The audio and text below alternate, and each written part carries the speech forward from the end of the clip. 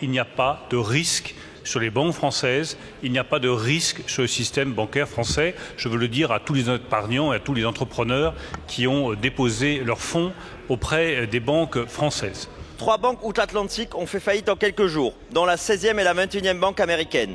La Silicon Valley Bank s'est en effet effondrée en 48 heures vendredi. 15 ans après la faillite de Lehman Brothers, les États-Unis n'ont visiblement rien appris ou si peu. Cette faillite, ce n'est pas un accident. C'est la crise d'un système dans lequel nous avons tous vécu au plan mondial, celui de l'argent soi-disant gratuit. C'est aussi le signe que toutes les banques, qu'elles soient petites ou grandes, en fait, ont des effets systémiques. Et qu'elles doivent, à ce titre, être regardées comme ayant des effets systémiques sur toute l'économie, quelle que soit leur taille, par le régulateur. La SVB, la Silicon Valley Bank, avait 3 caractéristiques. 1, elle était exposée à un seul secteur d'activité, le secteur des technologies.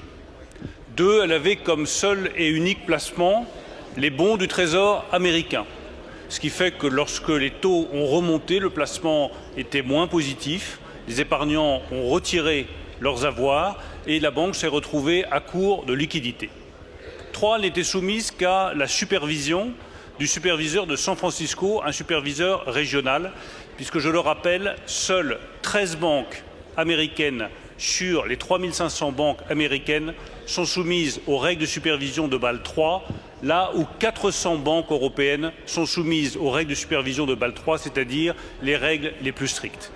Le système bancaire français, lui, c'est un système universel, avec 6 grandes banques qui représentent plus de 90% des dépôts des épargnants et des dépôts des entreprises. Un système universel et un système diversifié, où chacune de ces banques a des placements qui sont très diversifiés.